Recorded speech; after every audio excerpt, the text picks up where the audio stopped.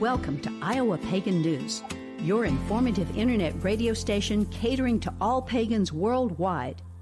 We are dedicated to bringing you the very best in music, news, events, and lots of fun stuff. Come tune into our new podcast at www.plrdn.podbean.com. Now, here is your host, Lou Silverwolf Williams.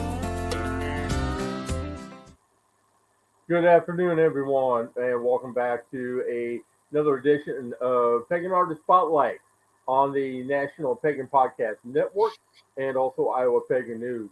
And appreciate everyone tuning in. This afternoon, I am joined by my special guest, King Uther Pendragon from the UK. And this is one interview that I've been really looking forward to. I'm happy that I was able to get in contact with you and arrange a time so that you and I can sit down and talk.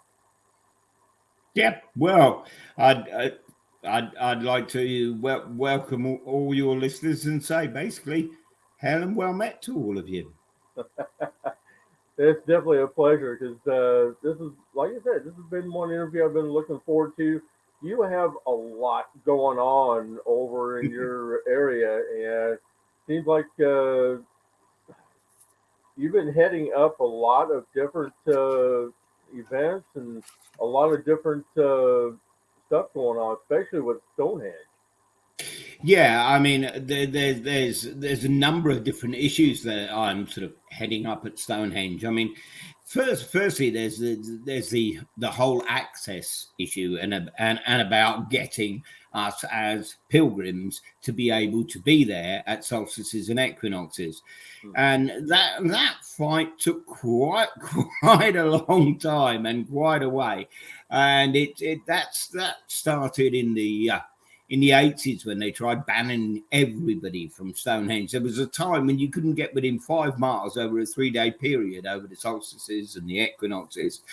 And I took it through all the courts I could.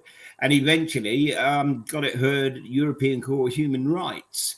And funnily enough, the young barrister who assisted me at the time is now leader of Her Majesty's Loyal Opposition. It was Keir Starmer, who's now the leader of the Labour Party, who as a young barrister assisted me when we went to Strasbourg. The result of it was basically going back to 98 when I took the case. They decided that the government was able to put this exclusion zone in and around Stonehenge, but only if they could prove it was in the interest of national security, which of course they couldn't. And as a result, they never applied for it again. So 99, they tried an all-ticket event, which didn't work. I told them it wouldn't work. In 2000, we got in.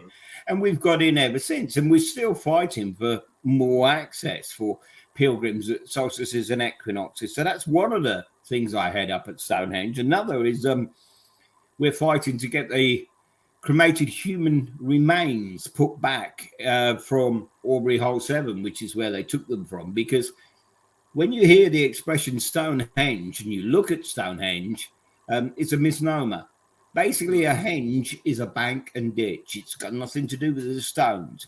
And a long time before the stones were put there was a bank and ditch. And there were holes there that originally were thought as wooden post holes, but actually they were where the Preseli, and that's what this is. This is a piece of Preseli blue that I wear around my neck, and the Preseli stones were there in a circle. And underneath them, they found cremated human remains, and they took them out. Well, they're not going to put them on display. There's nothing to see. They're just a bit of burnt bone. But I'm saying, put them back. Let those we lay to rest, stay to rest. So that's another campaign I'm heading up at Stonehenge. And we've got support from Indigenous people around the world for that one. Another thing I'm heading up more recently is the whole Stonehenge Tunnel thing, or the opposition to the whole Stonehenge Tunnel thing. I'm opposed to it for a number of reasons. That's going on. I would say, yeah, that was one part that I could not figure out for the life of me who came up with that idea. Oh, some silly planner just, threw a dart in a board, and that's where it came up. No, I tell you what happened. It came up years ago. I mean, I've been arguing over this one for in excess of 20 years. I've been going to public inquiries, and I've been giving evidence to them, and I've been opposing to the tunnel. Initially, they were going to do a cut and cover, which basically is just a big trench, and they put a roof on it, and they returf it over the top. So I said, well, you do a cut and cover. So long as you have budgeted for the biggest protest in Europe, you go ahead. And they said, well, how do you know there'll be a protest? So I said, well, I'll be leading it. And I'd just come off the back of the Newbury anti-roads campaign, where we were famously up the trees wearing our white frocks, as I call them, i.e. we had druids up the trees. Because what happened, another senior druid went along to the Newbury bypass and said, look, we're apolitical. We don't care whether the bypass is built or not, but we're here to bless the trees. So that to me sounded like a requiem. So I thought, hang on a minute, who's the real druid here? The guy on the ground in a white frock doing a ceremony, or the guy up the tree risking his life? Well, the next day they came to evict, and I found a third way. I found the answer. And my answer was a guy up the tree wearing the white frock. It was me and my order. And we have been the political arm and the warrior arm of the Druids ever since. So we fight a lot of environmental campaigns as well as Stonehenge. But one of the other things we're fighting at Stonehenge is over parking, because what it is they've introduced parking charges at their car park at solstices and equinoxes. So I'm saying, no, we will not pay to pray, and I'm refusing to pay, and I'm fighting them over that one.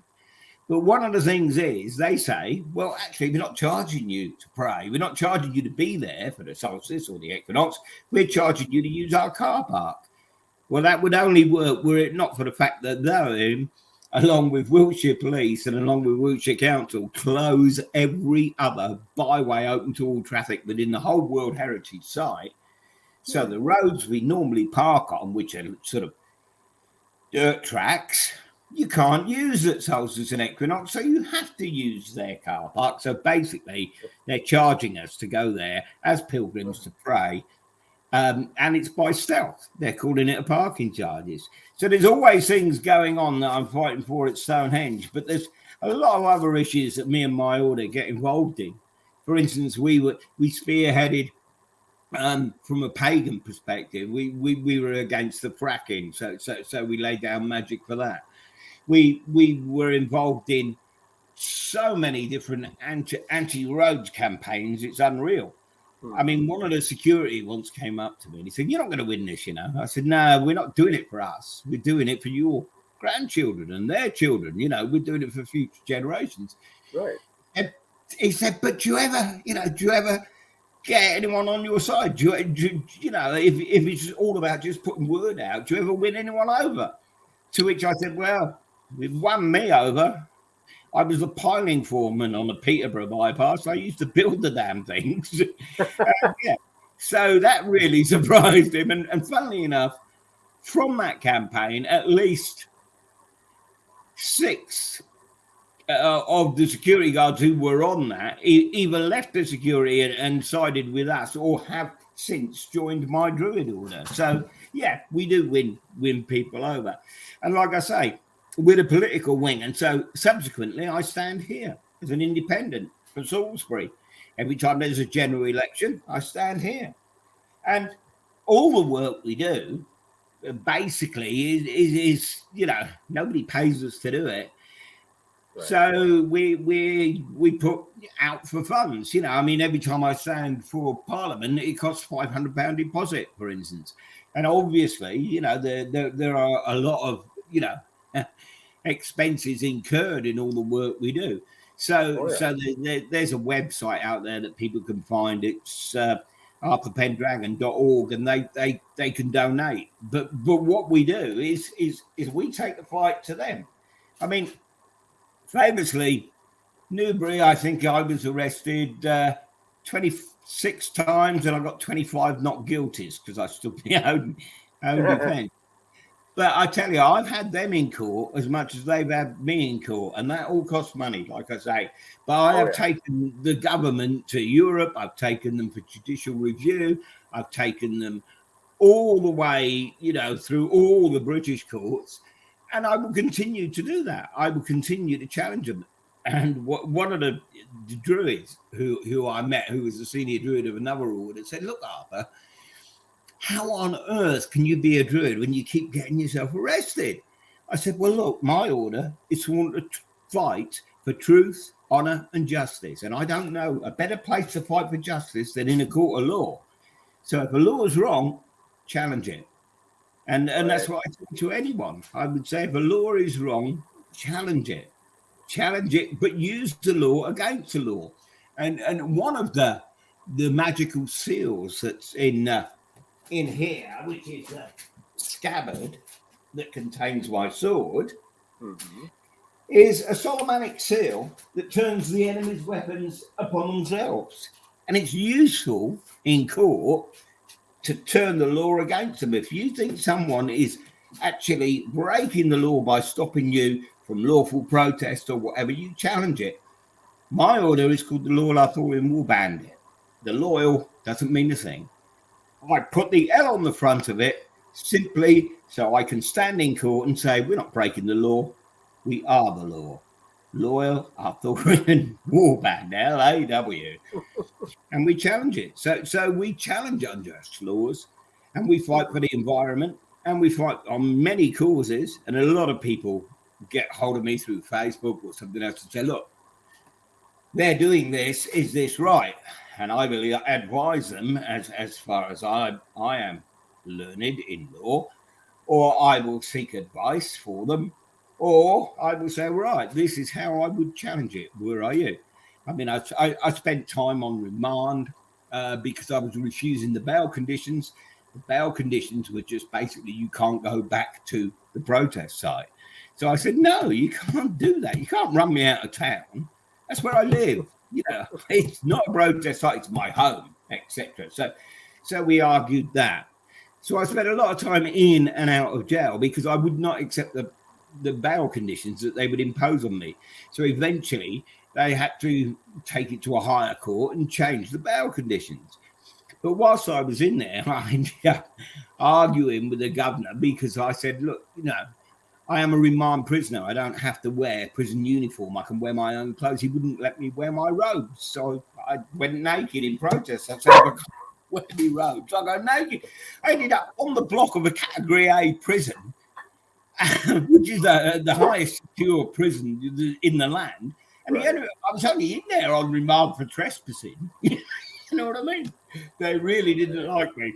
But as a result, if any of your viewers or listeners are ever in the United Kingdom and they get arrested and they're on remand, they are allowed in law to wear their pagan robes and regalia in the privacy of their own cell.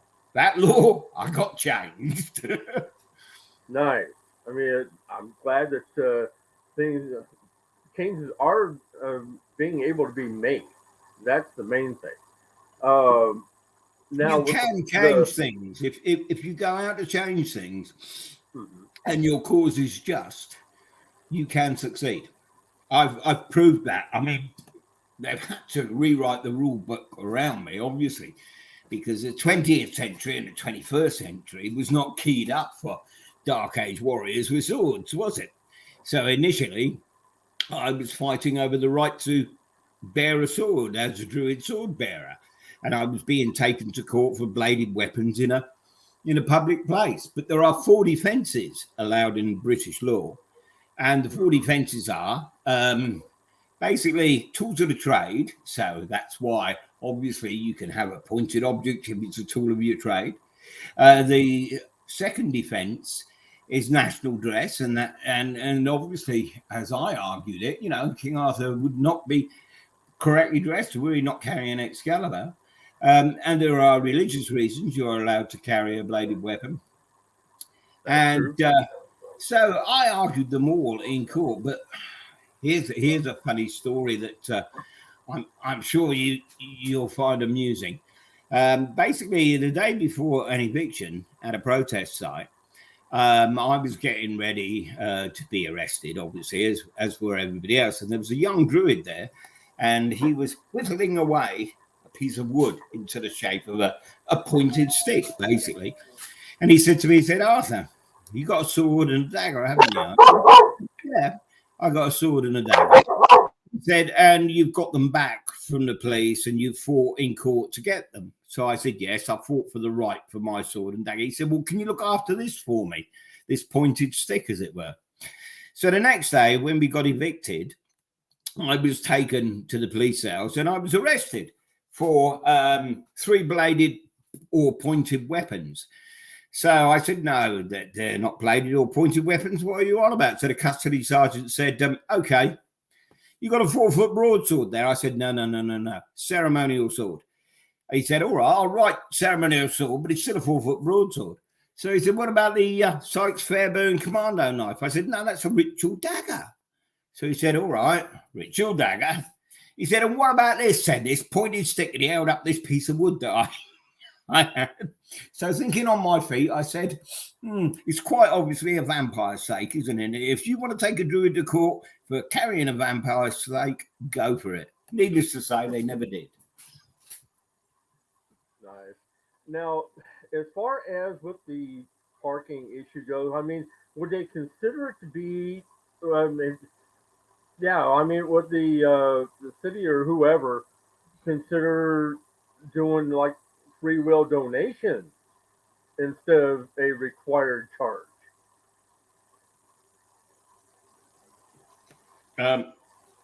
Could you repeat the question? I didn't understand. So, I mean, as far as the parking situation at Stonehenge, free donations. That's what I suggested to them, but no. Basically, they want to make money because the custodians of Stonehenge, it's the biggest cash cow they've got. They're in charge of properties in care in the United Kingdom. Now, none of the properties in care that they look after make any money. Stonehenge has to make it for all the rest. They've got 2 that turn a profit, Stonehenge and Dover Castle. And so they want to make as much money as they can. And that includes now parking at solstice and equinox, which is one of the things I'm against. But another thing I'm against is the commercialization of, they can commercialize the place and they can make as much money as they like for the rest of the year. But 4 times a year, it's a place of worship. That's solstices and equinoxes. I fought for that. And we get in at dawn for 3 of them, and we're in all night for the summer, which is the most well known, of course. Now, what they've started doing recently is putting a marquee up in the field where the stones are in the sacred space and selling their T-shirts, which say Stonehenge rocks. It's so annoying, it's unreal. So I went up to their merchandise in person in this marquee that was there for the first time they put it there at the summer solstice. And I said, well, look, there is a very Christian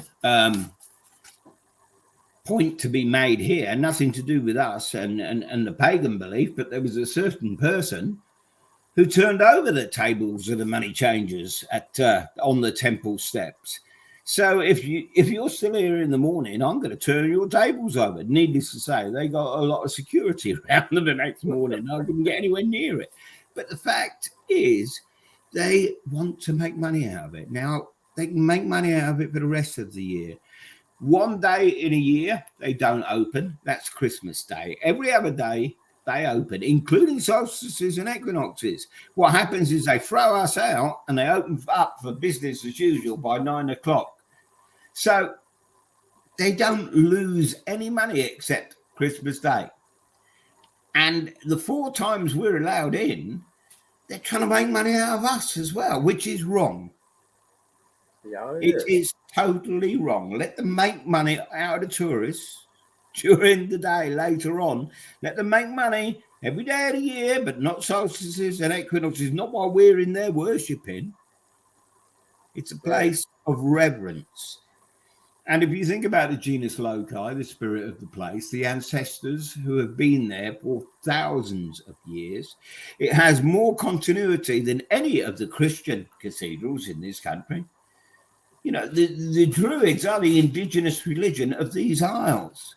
And paganism is indigenous religion. But when you think about it and you look at British law, you find it's all based in Christendom, which means, okay, and this is the way the law works. If you've got an extension, you're building an extension, and you find human remains, you get hold of the police in the first instance. They'll get hold of the local authority, and basically what will happen is the county archaeologist will come out and he'll look at the grave, and whether it's north, south, east or west, he'll determine whether it's Christian or pagan. And if it's pre-Christian, and this is the way they term it, if it's pre-Christian, they're not protected. If it's Christian burial, they have to go back into hallowed ground. Right. So if you're pagan and you die and you're buried, and you can be dug up and thrown in the dustbin, nobody cares. That's the way the law is in this country. And that is something else I'm fighting, and I'm trying to fight that at a governmental level. So fighting for truth, honour and justice is a very daily occurrence for me and my order. It's what we do, which is why we're considered the warrior political arm of the modern Druids. But then, a lot of people say, well, aren't Druids pacifistic? Aren't Druids, and I say, yeah, if you happen to be part of the revivalist Victorian sort of Druids, maybe. But if you look at the original Druids, who do you think was causing all the trouble? It was the Druids. I mean, you've only got to look at Caesar and read, and you will see that they weren't so much bothered about the Celtic tribes as the Druids that led them. That's why they put them all to the sword at Iona. But what they didn't bank on, of course, was a female Druid being Boudica, who led the revolt behind. So, Druids have always initially been political. So I see no reason why they should not be political now. And that's why I am a very political Druid. And as are members of my order. Like I say, there were a lot of people on the protest sites who were Druids, but they weren't allowed to robe up because their leaders of their Druid order said, no, we don't have a stand on this because we're non-political. So I just said, put your frocks on, guys, come up the trees with us. You can join my order because we are, go in for it, like the ancient Druids, where we take our inspiration from. We don't take our inspiration from the poor man's Masons and the revivalist Druids. We take our inspiration from the ancient Druids. At least you're doing things for great causes. That's the main thing. To try to make positive changes. Yeah. All right, now we're going to go ahead and play your things you've got over on Reverb Nation, and this one is called The Bones, and this relates back to the remains that have been found at Stonehenge that you were trying to have returned and be reinterred there at Stonehenge. All right, we're going to get into this, and then we'll be we're going to take station identification right afterwards, and we'll be right back right after this.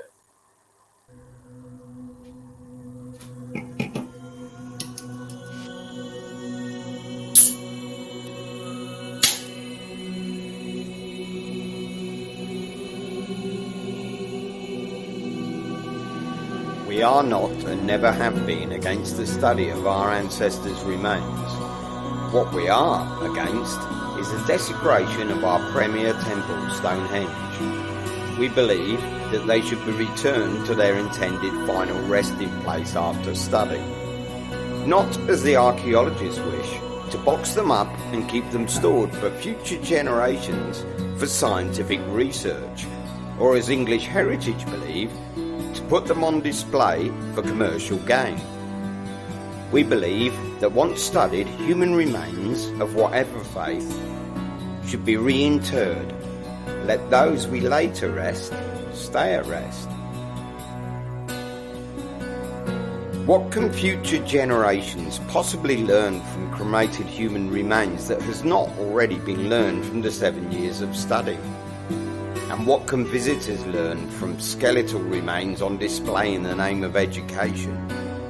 Since the invention of the moving picture and more recently the children's cartoon, each and every child of preschool age knows what a skeleton looks like. Modern technology makes it possible to display accurate copies and representations without the need to display the real thing. No, we say, we bury the dead. As Druids, we believe in honouring the ancestors, the very giants on whose shoulders we sit. Like the archaeologists, we believe those buried around Stonehenge were instrumental in the building of and the culture of those who went before us. But unlike the archaeologists, we believe as such, we owe them the common decency and dignity to respect the wishes of those who laid them to rest. We believe the ancient dead, our collective ancestors, have as much right to be left in peace as do the recent dead. And the cultural wishes of those who laid them to rest is as valid as any belief structure practiced to this day. Far too long have we, pagans and druids, been silent on this matter. We can no longer see our beliefs and that of our forefathers swept aside in the name of science and education. It was the proto-druids, the pre-Christian priest caste who built Stonehenge, the very people whose work and knowledge inspire modern science and education, who were buried in the environs of Stonehenge, honoured by their peers and cultured to be laid there. We do not think it too much to ask that they should be put back. King Arthur, Pendragon.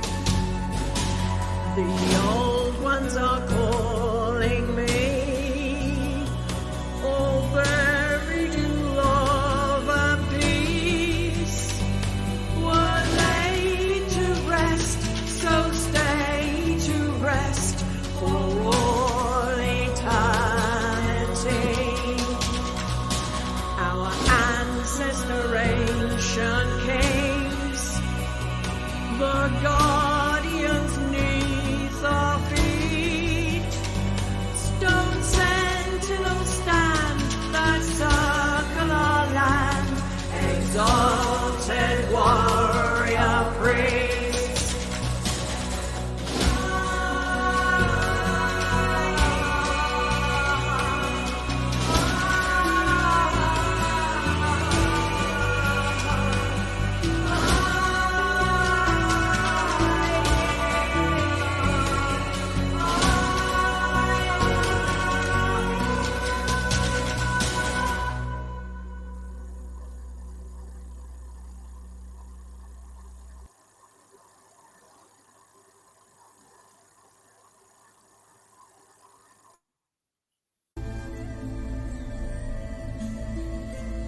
Sister Moon, Apothecary and More is a collaboration of local island witches bringing you handcrafted tools for ritual, amazing apothecary, custom vinyl work, merchandise, and so much more.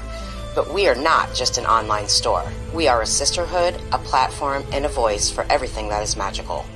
Join us for our famous Tarot Tuesdays from 11 to 4 Eastern Standard Time for a discounted reading with our amazing in-house intuitive reader and priestess, Wolf Spirit Energy, Beverly Overlane. You can find us on Facebook at Sister Moon Store or on the web at sistermoon.shop.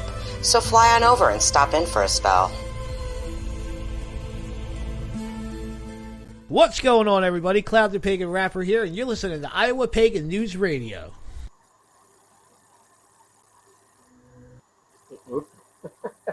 All right, now we are back with King Arthur Pendragon, and now I got a question on that track. Who put the music to that? Was that Adrian and Spiral Dance? No. Okay. No. It was, and actually the vocals as well was from someone called Susan Paramore, and when you get Alex on, he'll tell you more about her. Okay, excellent. Now, Well, one of the things though about the human remains, you've got to realise that fighting for the tunnel, we are allied with the archaeologists, and we're standing shoulder to shoulder with them. But over the human remains, we see it rather differently. And one of the archaeologists said to me, he said, "Well, look, Arthur, you don't actually know they wanted to be buried there, do you?" So I said, "Well, no. But you don't know that your granny wanted to be buried in that churchyard, but we're not digging her up, are we?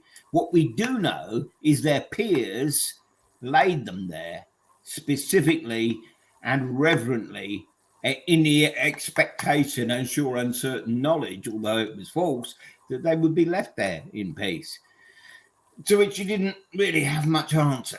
But yeah, I mean, that's the point. I mean, which I was making earlier.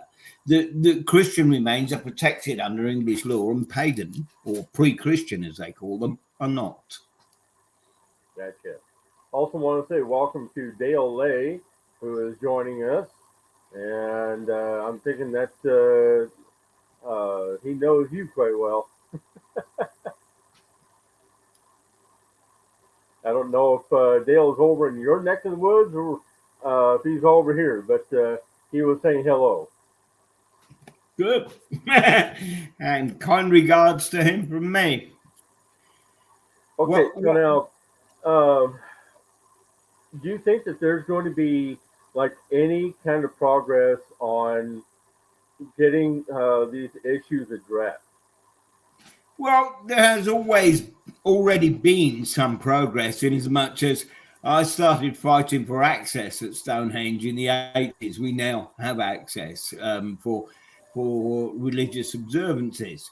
So yes, there has been progress, and there will be more progress. It's just a very long and fraught path. At the moment, it's a triad that we're against.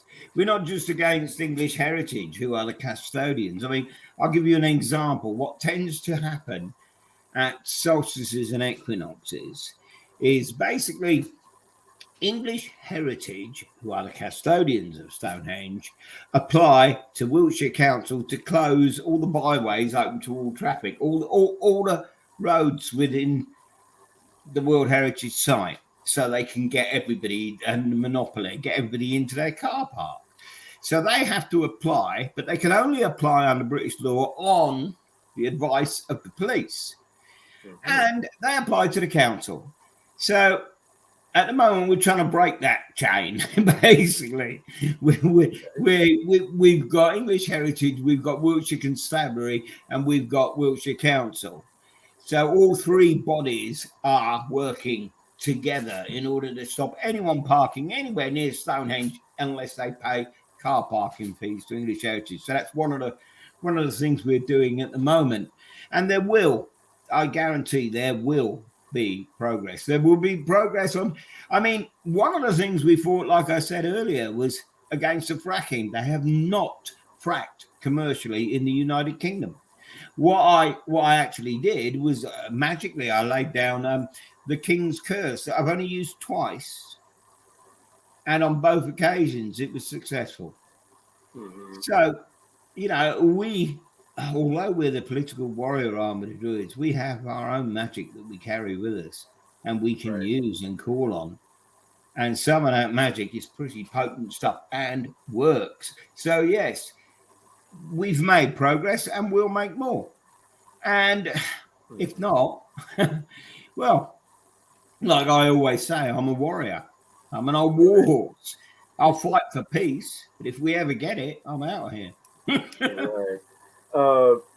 Now the thing with this idea of the tunnel going underneath Stonehenge, to me, I would think that would disrupt all the current ley lines.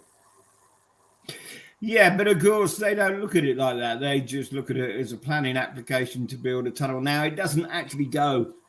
That's a misconception. It doesn't actually go beneath the stones. It goes off to just the way. But the thing is, it goes through chalk. Now, as any geologist will tell you, chalk is ancient seabed.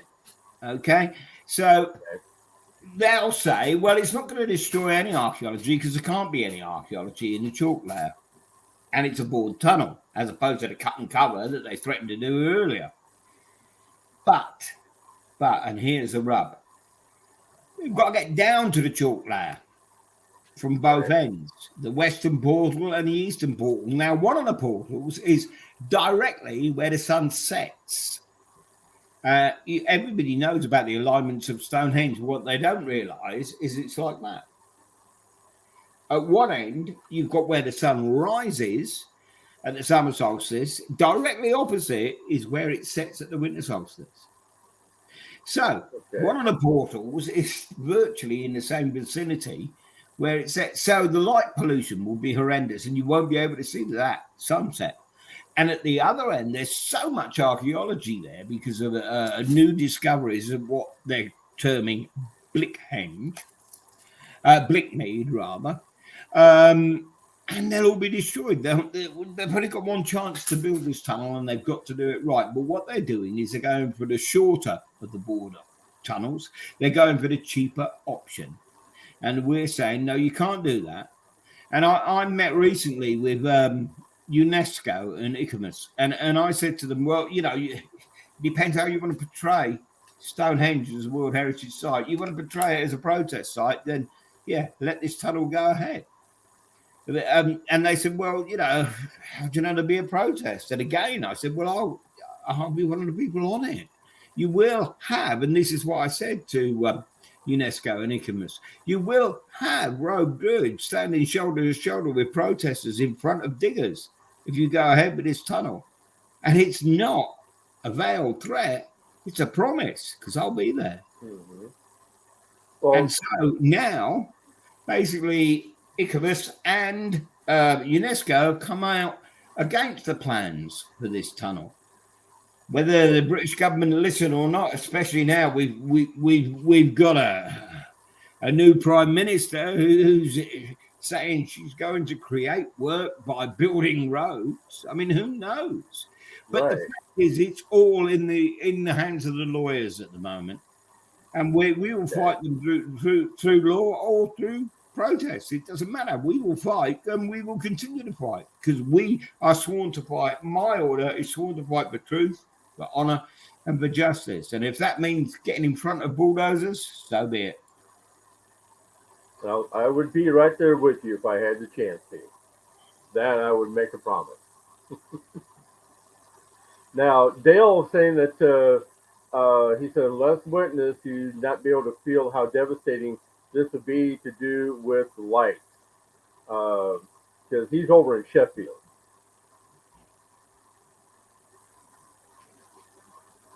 And he's also wanting to know, is the Grove going to be open for the equinox? They most certainly are. We've already had that row. I went to a meeting with English Heritage recently and have been assured that the Groves will be open on the night of the equinox. That's the night of the 22nd and it's the dawn of the 23rd of September. And basically, we will be there to celebrate. And I will see him on the Grove. I'll be there on my motorcycle. Excellent. So, with the causes that you're currently fighting and waiting to hear back from lawyers and whatnot, what have you got coming up for the rest of this year? Well, obviously we've got the equinox, and beyond that we'll have the solstice. But funnily enough, directly after the equinox on the 24th of September, I'm over at Avery with a number of other senior druids, and we're swearing in an archdruid for the sacred site of Avery. So that's happening. And above and beyond that, I'm sure there's going to be a number of protests because I'm not convinced that this government is going to have any of the answers that are needed for the current crisis we're facing in Great Britain. Well, I'm just hoping that things can change so that we have a equitable and peaceful resolution to all of this. Like I said, I'll fight for peace, but if we ever get it, I'm out of here. I'm not needed. Yeah, I understand. I completely agree with you. All right. Well, I definitely want to thank you for coming and joining me this afternoon. This has been an honor and privilege to be able to sit down and talk with you this afternoon. And I wish you all the best. Thank you. And basically, hail and farewell to your listeners and viewers. All right. Thank you there, Arthur. I do appreciate it. And as always, you've been listening to another edition of Pagan Artist Spotlight on the on the National Pagan Podcast Network and Iowa Pagan News. If you have questions for me directly, you can get with me directly at Earl at iapnradio.net. You can also reach out to Arthur on his Facebook page, and then also through his website at arthurpendragon.org. And there's a lot that you can learn from Arthur directly. He is definitely one of our good people that are fighting for what is definitely deserved and rightful for all of us as pagans. All right. Have a great day, everyone. Appreciate everyone tuning in. I'll be back again with you later on this evening as we will be talking with Debbie from the Utah Pagan Market at 5 o'clock Central. So be sure to tune in for that one. Have a great day, everyone. We're going to be out of here for the afternoon. Thank you for tuning in to today's broadcast. All shows are recorded and available for download at plrdn.podbean.com. All rights are reserved and may not be replayed without written permission by IAPN Radio Management. Come join us at our new group, IAPN Radio on Facebook, where you can be kept up to date for future broadcasts. Pleasant journeys, everyone.